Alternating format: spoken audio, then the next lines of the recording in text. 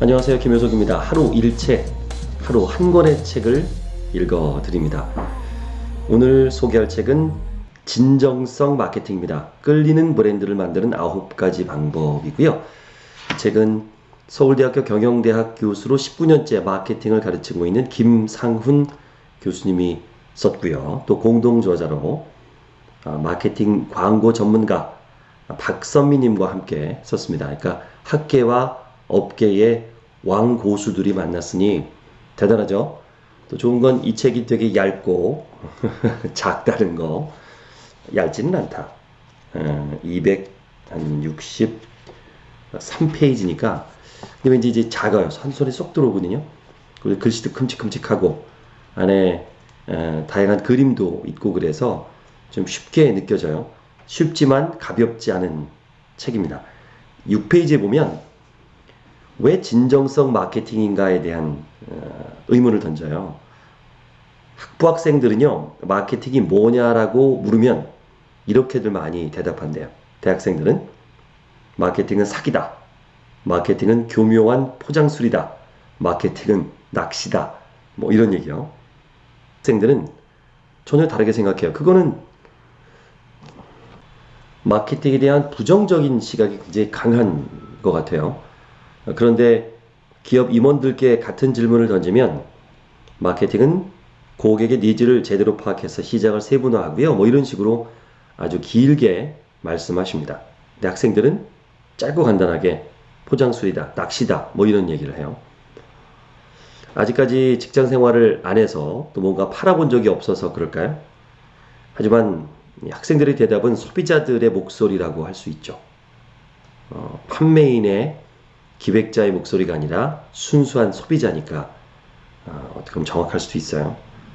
마케팅은 이제 아주 부정적인 단어가 돼가고 있습니다. 그거 마케팅이잖아. 그거 광고잖아. 이런 말이 심심찮게 들리잖아요. 그 얘기는 이제 광고 효과가 떨어지고 광고의 진정성, 마케팅의 진정성이 떨어진다는 거죠. 그리고 광고 한편에 이런 거 많잖아요. 실제 제품과는 이미지가 다를 수 있습니다. 뭐 이런 거. 요거 보면은 광고에 대해서 불신하죠. 나는 왜 루이비통을 불태웠는가의 저자 닐 보어맨은요, 일종의 브랜드 중독자였습니다. 그런데 랄프 로렌 양말을 신고 있으면 교통사고로 응급실에 가더라도 간호사에게 좋은 인상을 남길 것이라고 말했던 그가요, 갑자기 브랜드가 자아를 실종시켰다고 주장하면서 돌연 브랜드와의 결별을 선언합니다. 느닷없이 철학자가 된 그를 비판하는 목소리도 있었지만 인간성의 상실이 마케팅 때문이라는 좀 황당한 논리에 공감을 한 사람들도 의외로 많았어요. 결국 부어맨은요, 루이비통을 포함한 자신의 명품 브랜드를 런던의 한 광장에 쌓아놓고 불을 질러버렸습니다. 브랜드 화형식을 거행한 거죠. 그리고 험난한 노브랜드의 삶을 몸소 실천하고 있습니다. 사회운동가 나오미 클라인도요, 100만 부가 넘게 팔린 슈퍼 브랜드의 불편한 진실에서 가격 거품을 만드는 브랜드를 감시하자라고 주장하면서 로고와 브랜드 심벌 마크부터 당장 뗄 것을 제안했어요.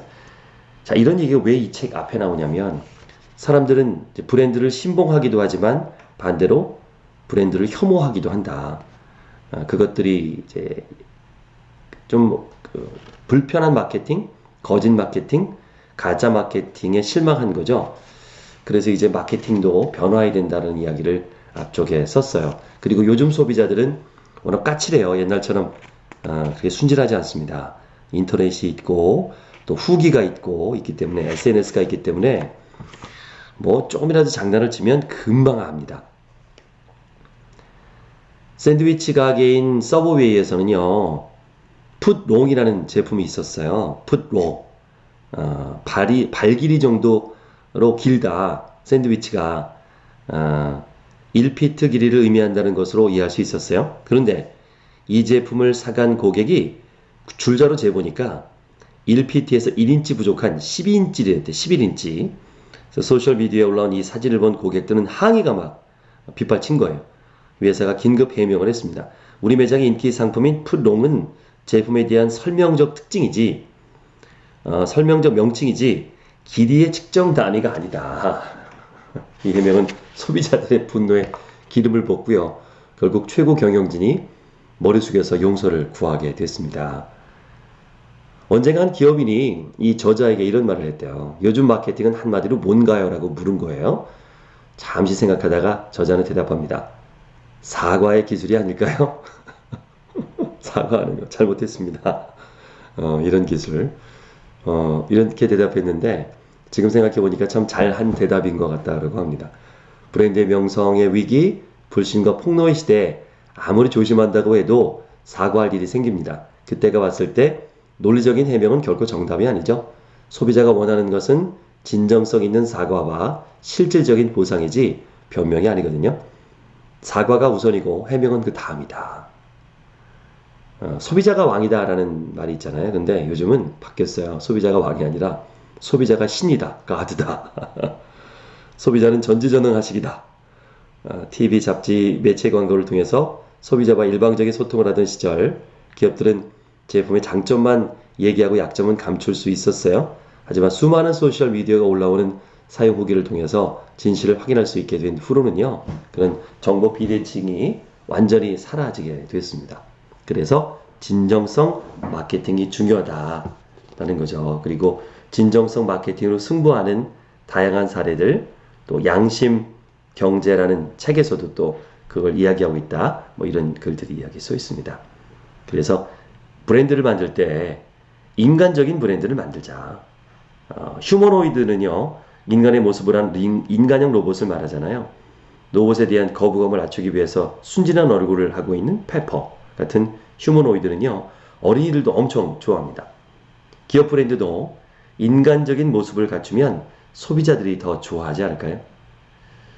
태어나면서부터 사람 누구나 이름이 생기고 스토리가 생기죠. 누군가에게 관심이 생겼을 때 묻는 첫 질문은 어디 출신이냐라는 물음이 나와요. 미국은 그렇죠. 그런 얘기 많이 해요. 우리나라도 사실 뭐 고향이 어디냐라고 묻긴 하네요. 자라온 배경이나 고유한 경험에 대한 스토리는요, 상대에 대한 이해와 애정의 기초가 됩니다.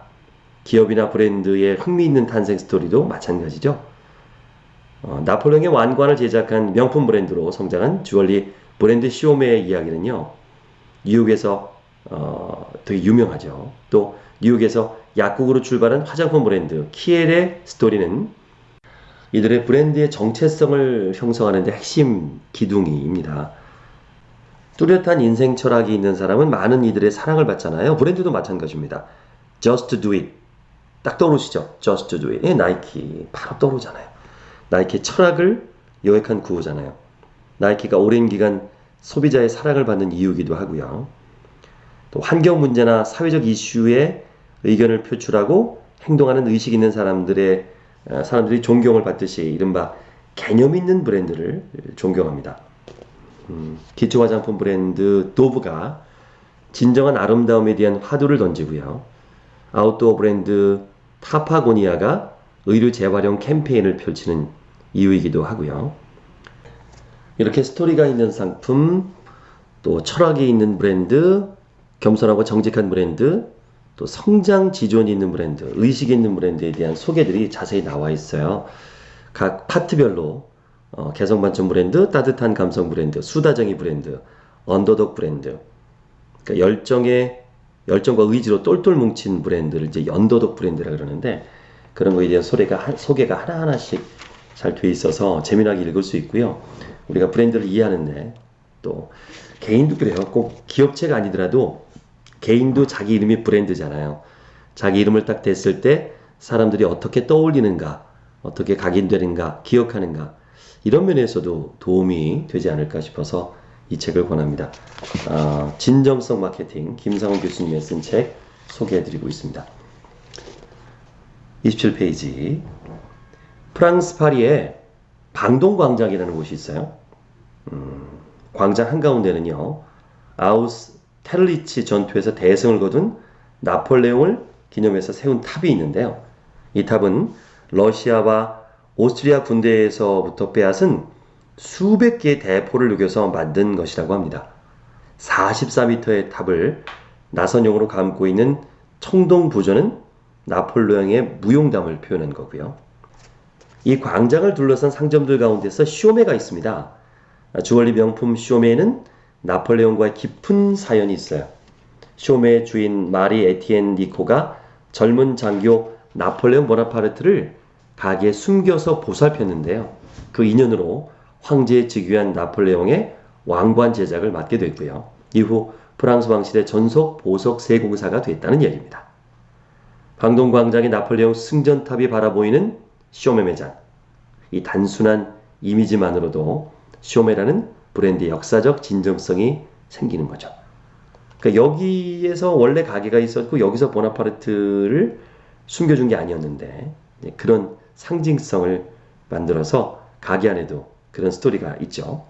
이렇게 특정 시대를 배경으로 한 탄생 스토리는 브랜드 진정성의 든든한 토대가 됩니다. 브랜드의 정통과 헤리티지는 대부분 역사에 기반을 하고 있고요. 명품 브랜드에는 하나같이 멋진 탄생 스토리가 있습니다. 뭐 에비앙 스토리라든가 지포라이트 스토리 너무너무 유명하잖아요. 근데 그 탄생 스토리에는 브랜드 진정성이 있어야 된다는 거예요. 1873년 최초의 블루진을 탄생시킨 리바이스는요. 정통 아메리칸 스타일 브랜드입니다. 독일계 이민자 리바이 스트라우스가 골드러시 때 광산 노동자들의 작업복으로 발명한 이 청바지는 터지기 쉬운 바지 주머니에 구리 리벳을 받고 이중 박음질 처리를 해서 내구성을 극대화했고요. 그 질기고 튼튼한 재질이 강인함이라는 이미지를 만들면서 미국의 문화적 아이콘이 된 거죠. 리바이스는 뭐 제임스 딘, 알버트 아인슈타인, 앤디 워홀이 입었고요. 마릴린 먼로도 입었습니다. 리바이스 501 버튼 플라이 레브타는요. 150년 된 리바이스의 전통을 이어가면서 사랑을 받고 있고요. 요즘 뭐 힙합 스타일 때문에 시장 점유율이 추락을 하고 있지만 빈티지 라인을 런칭하고 달고 찢어진 디스트레스트 청바지를 내놓고요. 자신의 핵심 이미지에 다시 집중하면서 재기에 성공했습니다. 이렇게 지역성, 브랜드 정통성, 또 창업주의 사용자 스토리, 코코 샤넬도 워낙 유명하죠. 또 맥도날드 창업주 레이 크록에 대한 이야기도 유명하고요. 이런 창업자 스토리 뭐 굳이 다 아시니까 이 부분은 넘어가겠습니다. 이렇게 창업 스토리 이런 이야기. 나만의 진짜 이야기를 찾아봐야 된다라는 거예요. 그래서 브랜드 스토리는 진정성 마케팅의 필수 요건이 됩니다. 하지만 스토리를 억지로 만드는 건 좀 곤란하고요. 드림 소사이어티의 저자 롤프 앤서는요 이렇게 말했습니다. 스토리를 발견하십시오. 단 발명하지는 마십시오. 발견하십시오와 발명하십시오. 왜냐하면 스토리는 믿을 만한 근거가 있는 진짜이어야 하기 때문입니다. 이 말은 스토리의 진정성을 강조한 거죠. 여기 그 122년 된 스토리 활명수가 있네. 우리나라도 맞아요. 활명수가 있었죠. 이게 122년이나 됐네요. 122년. 1897년 대한제국 원년에 태어났네요. 122년이라는 세월 동안 커뮤니케이션 스타일은 변화했지만 탄생 스토리의 원형을 이어가는 브랜드입니다. 이 활명수는 백성을 살리는 물입니다. 활명수. 식량이 부족했던 조선시대에 한국인들은 먹을 것만 보면 무조건 먹고 보자는 습성이 있었대요. 그래서 식사하셨어요? 라는 인사가 나온 거잖아요. 워낙 먹을 게 없으니까 식사하셨어요. 아직도 그러잖아요. 식사하셨어요? 인사할 때. 그러다 보니까 뭐 위장장애라든가 소화불량이 모든 백성 모두의 만성 질병이 된 거예요. 급체나 토사광난으로 목숨을 잃는 사람도 늘어났고요. 이때 고종 황제의 궁중 선전관이었던 노천 민병호 선생이요. 궁중에서만 쓰이던 생약의 비방에 서양 의학을 더해서 동화 약방을 창업하고요. 생명을 살리는 물이라는 의미의 활명수를 만듭니다. 이게 대한민국 제1호 상표 등록 브랜드가 된 거예요. 마땅히 약이 없던 시절의 활명수는요. 만병통치약 같은 존재였습니다. 그 당시에도 생명수, 활명, 회생수 이런 유사 제품들이 무려 60여 종이나 등장했대요. 인기가 뭐 대단했던 거죠. 이러한 배경으로 1910년에 대한민국 최초로 부채표 이런 상표가 생긴 거예요. 부채표. 오리지널 제품을 알린 거죠. 부채표가 아닌 것을 활명수가 아닙니다. 부채표가 아닌 것은 활명수가 아닙니다. 이야, 이런 광고 문구가 나오고요. 이때부터 이 상표가 사용됐네요. 동아약방을 창업하고 1937년까지는 민병호 선생, 민병호 선생님 이렇게 생겼군요. 잘생기셨네. 민병호 선생과 아들인 민강 사장이 회사를 성장시켰는데, 민강 사장이 독립운동에 헌신하면서 동아약방의 사무실을 상해 임시정부 비밀연락기관인 연통부로 사용합니다. 결국 민강 사장은 활명수의 판매 금액을 독립운동 자금으로 지원하다가 순국하셨네요. 그 이후에 당시 국권 회복을 위한 경제적 자립이라는 취지로 설립된 조선 산직 장려계라는 단체에서 총무를 지낸 보당 윤창식 선생과 그의 아들이자 광복군 중대장으로 해방 조국에 귀국한 가송 윤관결 회장이 회사를 이어갑니다. 이 동아약방, 이제 동아제약의 전신이잖아요. 훌륭한 회사네. 이제 보국에서 예국으로 이렇게 또 브랜드를 바꿉니다. 가스활명수, 활명수 콜라보레이션. 요즘은 꼬마 활명수도 나왔네. 꼬마들도 먹을 수 있게. 이야, 활명수. 재밌네요. 패러디하고 광고, 이 사진들 재밌어요. 제약업체 최초로 브랜드 콘텐츠, 젊은 문화 콘텐츠인 힙합을 매개로 콜라보도 하고, 술도, 술과도 콜라보를 했네? 멋진 브랜드네요. 우리나라도 이런 브랜드가 있었군요. 그냥 활명수는 알았는데 이렇게 대단한 브랜드인지는 저도 몰랐습니다. 2장에는요, 철학이 있는 브랜드를 소개합니다. 위대한 브랜드는 사람에 집중한다. 브랜드 철학이 있으면 생명력이 길 수 있죠. 크게 성공할 수는 없을지 몰라도 가늘게 길게 갈 수 있는 것 같아요. 여기 소개되는 브랜드들은 제가 잘 모르지만 모르는 게 많네요. 근데 좀 존경하는 브랜드들이 많네요. 나만의 철학을 고집한다. 화려한 슬로건을 내세우지 않고 묵묵히 품질 중시의 철학을 지켜온 브랜드들을 소개합니다. 더 잘 만들자, make thing better라는 단순한 미션을 조용히 수행해온 슈즈 브랜드 팀버랜드. 팀버랜드 알아요. 팀버랜드. 그렇구나.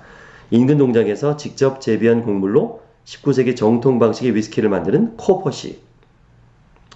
서비스 품질을 최우선으로 해서 팀 진료를 표방하는 미국의 종합병원 메이오 클리닉. 이런 브랜드죠. 이들 중에서 자신만의 방식을 고수하면서 오랜 기간 한길을 걸어온 기업들이 많습니다. 이런 브랜드는 왠지 고집스러움과 장인정신이 느껴져서 고개를 좀 숙이게 하죠. 요즘 반일 감정이 있긴 하지만 또 배울 건 배워야 되니까. 일본의 모스버거가 있네요. 절대 고수하고 있는 두 가지 원칙이 있답니다. 첫 번째는 주문을 제조한다. 두 번째는 번화가를 피한다. 와우, 번화가를 피한다. 이야. 빨리 못 만드니까 번화가 가면 욕먹으니까. 그리고 300집 아시죠? 하루에 300그릇만 한다. 300명의 고객만 받는다. 문 닫는다. 300집. 근데 터미널에도 300집이 있던데 뭐 계속 하던데요. 24시간. 어쨌든 원조는 300집만 하는 것 같아요. 저는 말과 행동이 같은 브랜드입니다. 그린블리스. 일반적으로 큰 기업들은요, 브랜드 철학을 내보일 때 경영자의 비전에 맞춰서 철학을 정리하고 TV 광고를 통해서 대선언을 합니다. 브랜드와 기업이 무엇을 생각하는지 메시지로 먼저 전달을 하는 거죠. 이번엔 다른 방법으로 철학을 나타내는 사례도 있어요. 이 브랜드는 철학을 오직 제품으로 보여줍니다. 거창한 선언이나 마케팅 없이 소비자가 제품을 체험하는 순간 모든 순간에 철학을 담습니다. 바로 양말과 수건, 티셔츠 등 오가닉 라이프 제품들을 판매하는 그린블리스라는 브랜드입니다. 그린블리스는요, 6년 전부터 양말을 중심으로 20대들에게 인기를 끌어왔습니다. 대부분의 제품이 100% 오가닉 코튼 소재를 사용했기 때문에 가격이 센 편인데요. 요즘 젊은 친구들은 소비의 신념을 중요하게 생각하기 때문에 자신의 생각과 브랜드 철학이 일치하면 살짝 높은 가격쯤은 대수롭지 않은가 봅니다. 내가 이 제품을 사면 세상에 이로운 일을 하는 거야 라는 신념의 동반자가 되는 느낌이라고 할까요? 그린블리스는요, 자연에 좋은 것이 사람에게 좋은 것이다 라는 철학을 갖고 있습니다. 그 자연주의 철학은 제품 소재에서부터 디자인, 포장, 나눔 활동에 이르기까지 브랜드의 모든 행동에서 일관되게 나타납니다. 마치 말과 행동이 같은 친구를 보는 것 같은 거죠. 그린블리스는 3년 이상 농약과 화학 비료를 사용하지 않는 토양에서 유전자를 조작하지 않은 100% 오가닉 코튼을 사용하는 것을 원칙으로 합니다. 흰색 제품에는 표백제를 쓰지 않아서 누르스름한 코튼 원색을 고수하고요. 고유의 색이 주는 시각적인 느낌에서 피부에 닿는 순간까지 자연을 고스란히 보여줍니다. 소비자들에게는 콩기름으로 인쇄한 이런 포장지, 종이 포장지에 담아서 보내고요. 상자를 기열 때 손끝에 느껴지는 투박한 감촉, 이런 것들이 야 진짜 그 박스가 이 사진 봤는데 야 이게 철학이죠. 이런 디자인도 대단합니다. 또 나눔이 곧 철학이다 라고 얘기하는 겁니다. 3장입니다. 겸손하고 정직한 브랜드. 떠들지 말고 조용히 본질적 가치를 창조하라. 구글의 인공지능 알파고와 이세돌 9단의 대결 뭐 다 아시죠? 이세돌 9단의 와이셔츠 소매에 새겨진 G5 로고가 뒤늦게 화제가 됐습니다. 이세돌 9단을 후원한 LG전자에서 신형 스마트폰 광고를 한다는 것이 크기가 1cm밖에 안 되고 색깔도 와이셔츠 색과 같게 로고를 만드는 바람에 보이지 않는 광고가 됐기 때문입니다. 자, 이 일로 LG전자 마케팅팀은 네티즌들의 웃음거리가 됐는데요. 언론은 이를 겸손 마케팅의 묘수라고 떠들었습니다. 성공했네요. 화제가 됐으니까 겸손한 마케팅으로. LG전자는 그전에도 스마트폰 V10에 20K 금도금을 해놓은 것이나 또는 이어폰을 만들면서 세계적인 음향업체와 협업한 사실을 공개하지 않아서 바보 LG라는 별명을 얻었습니다. 그래요? V10에? 이야, 몰랐네. 제품명이 나와 있듯이 무게가 핵심 셀링 포인트인 초경량 노트북 그램의 무게를 실제보다 무겁게 광고해서 네티즌의 놀림도 받기도 했고요. LG전자 마케팅 대신해드립니다 라는 포스팅도 있었어요. 더 재밌는 건요, 그때마다 LG전자는 구매에 결정적 영향을 주지 않는 요소라서 강조하지 않았다거나 저울에 오차가 있을 수 있다는 식의 귀여운 해명을 했다는 겁니다. 화려한 마케팅이 욕을 먹으면서 오히려 다운플레이 마케팅이라는 이런 트렌드를 또 만들어냈고요. LG전자가 의도했을 리는 좀 만무하지만, 그리고 다운플레이 마케팅의 극단은 또 노브랜드가 있습니다. 그래서 참 LG전자 좋아하시는 분들 보면 되게 답답하게 생각해요. LG 바보들 막 이러면서 이렇게 좋은데 왜 맨날 삼성한테 밀리냐. 삼성 노트북보다 더 좋은데, 더 오래 가는데, 아니 삼성 스마트폰보다 더 좋은데 이러면서 LG를 사랑하는 분들 많아요.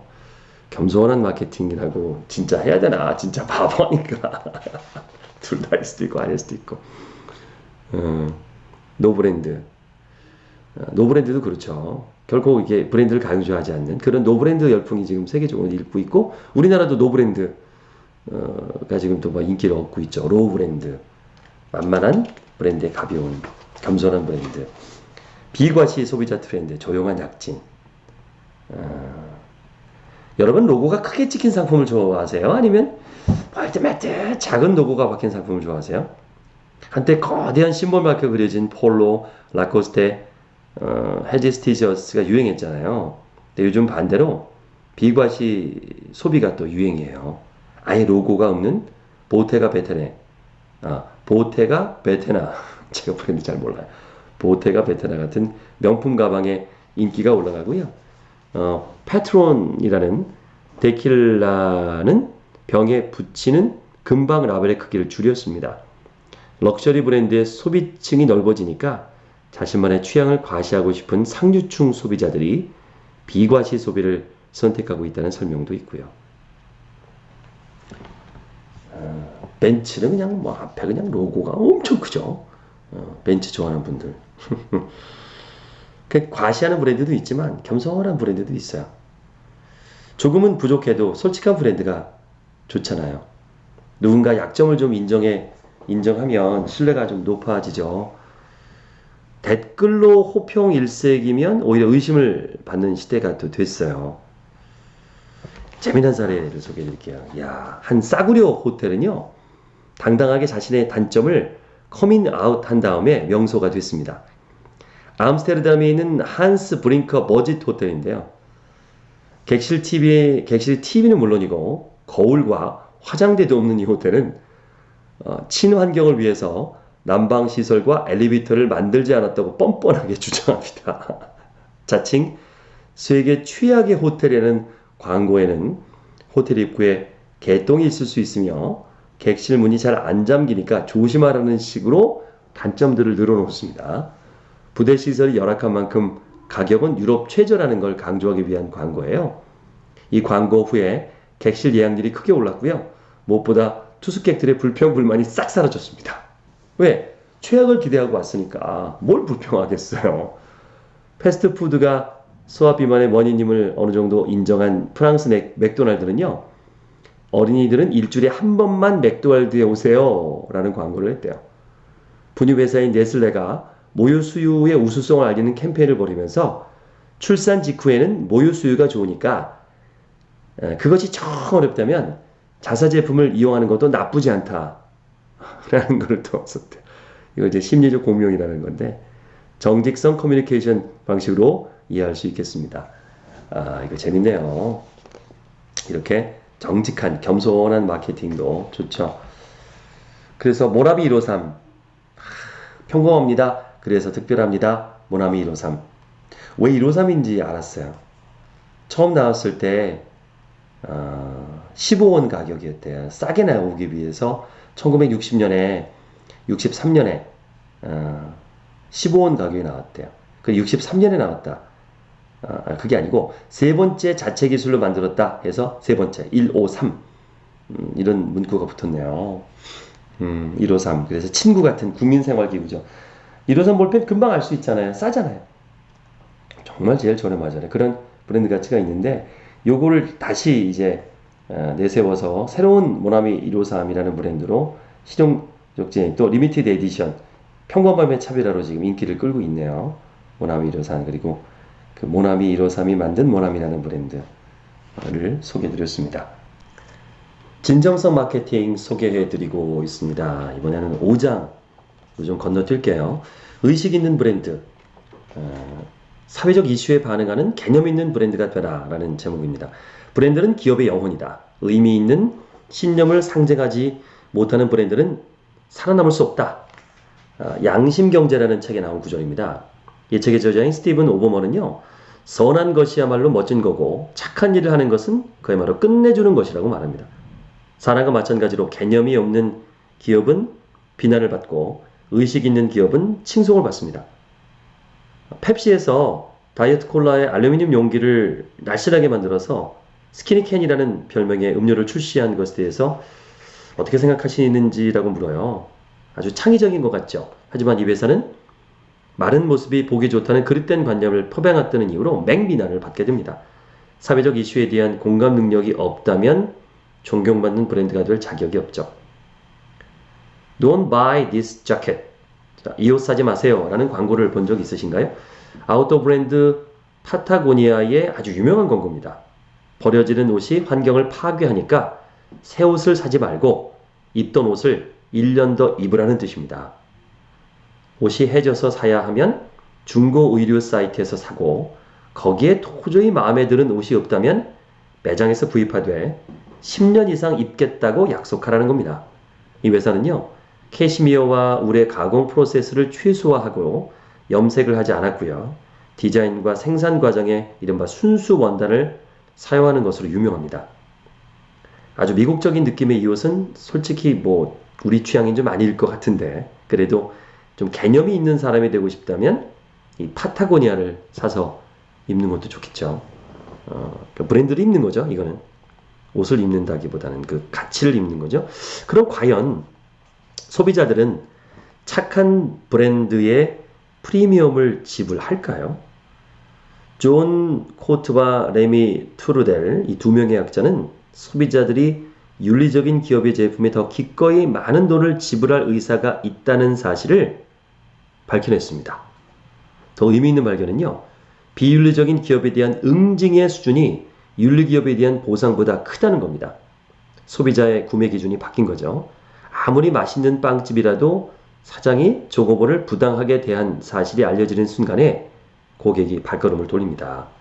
제품력만큼이나 아니 그보다도 윤리와 사회적 가치를 더 소중하게 생각하는 소비자가 아주 많다는 거죠. 갑자기 DHC 생각이 나네요. DHC. 아이 참 아무 개념이 없는 애들이죠. 하여간 DHC 회장이 뭐 개념이 없는 사람 같아요. 본인 그 스토리를 보니까 뭐 자기가 그 위협을 받을 것 같아서 아예 노출을 안 하는데 인터뷰한 거 하나 있어갖고 지금 딱 하나 사진 검색된다면서요. 그 자기가 욕먹을 거 알고 저렇게 사는 거죠. 왜 저러고 사는지 모르겠네. DHC는. DHC 쓰는 사람 있을까요? 한국 사람? 개념이 없는. 아니면 쓸 수도 있겠지 뭐. 저는 뭐 써본 적이 없어갖고 DHC를. 브랜드를 압니다. 이번에 아주 그냥 전 국민이 알게 되죠. DHC라는 브랜드를.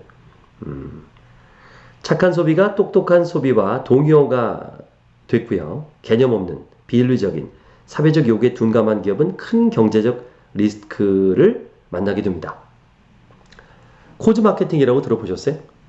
사회적 명분을 위해서 수입의 일부를 기부하는 아주 오래된 마케팅 캠페인 기법인데요.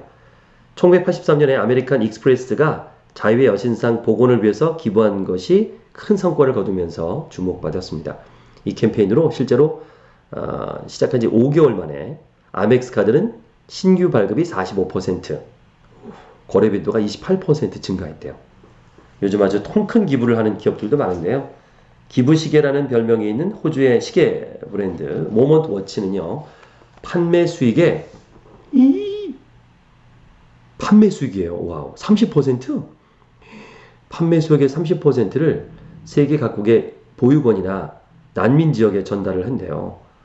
내가 판매 수익의 5% 하는 회사를 보고선 정말 박수를 쳤는데 여긴 30%네요. 국내 브랜드 마린몬드는 판매 이익의 여긴 더하네. 마리몬드 50%래요. 50%를 요즘 이슈화되고 있는 위안부 할머니를 위해서 일하는 단체에 기부하기도 했습니다. 마리몬드, 사랑해줘야겠네. 이게 무슨 브랜드야? 마리몬드 여러 번 얘기했어요. 그리고 멀게는 세계평화나 구호활동, 가깝게는 지역학교 후원이나 시설 복원을 위해서 시행하던 기부 캠페인이 최근에는 동정소비라는 형태로 한 단계 진화하고 있습니다. 지킨 탐스는 신발 한 켤레를 사주시면 가난한 아이들에게 한 켤레를 신겨줍니다 라는 약속을 지키고 있죠. 원 포 원 캠페인의 원조 지킨 탐스. 원 포 원 기부도 대단하네요.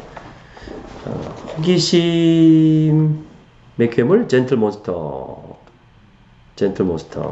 선글라스에 대한 이야기 재밌네요. 따뜻한 감성 브랜드에 대한 이야기들, 다양한 브랜드를 새로운 관점으로 만날 수 있어요. 또 빙그레 우유 있잖아요. 바나나맛 우유 이것도 참 그 브랜드 스토리가 재밌네요. 감성놀이로 재미로 이렇게 바꾼 거죠. 다양한 광고들 참 재밌죠. 그리고 빙그레체를 이제 무료로 빙그레 다움체 막 알려주는 것들, 재미난 사례들이 이 책에 있습니다. 꼭 마케팅을 전공한 분이 아니더라도 살면서 많은 브랜드를 만나잖아요. 우리가 연예인들 궁금해서 연예인들에 대해서 이렇게 알아보듯이 이 브랜드를 소비하고 있는데 이 브랜드가 어떤 거고, 또 나도 어차피 소비할 때 좀 착한 브랜드, 진정성 있는 브랜드를 사줘야 그 회사가 또 돈을 벌고, 또 그래야 또 더 좋은 브랜드들이 생기잖아요. 이렇게 거짓말하는 브랜드, 나쁜 브랜드들을 좀 알아내는, 또 착한 브랜드, 나쁜 브랜드를 알아내는 좋은 책인 것 같습니다. 김상훈, 박선미님이 지은 진정성 마케팅 21세기 북스에서 나왔어요. 제가 소개한 거는 뭐 10분의 1, 20분의 1도 안 됩니다. 정말 좋은 내용들이 있으니까 이 책을 꼭 사셔서 주변 분들과 함께 읽으시고 토론하셨으면 좋겠습니다. 하루 1책, 매일 한 권의 책을 읽어드립니다. 내용이 좋으셨다면 구독과 알림 눌러주시면요, 이렇게 매일 좋은 영상, 책이 배달됩니다. 감사합니다. 영상이 마음에 드셨다면 구독과 알림 눌러주세요. 생방송으로 진행하는 비공개 강의를 보실 수 있습니다.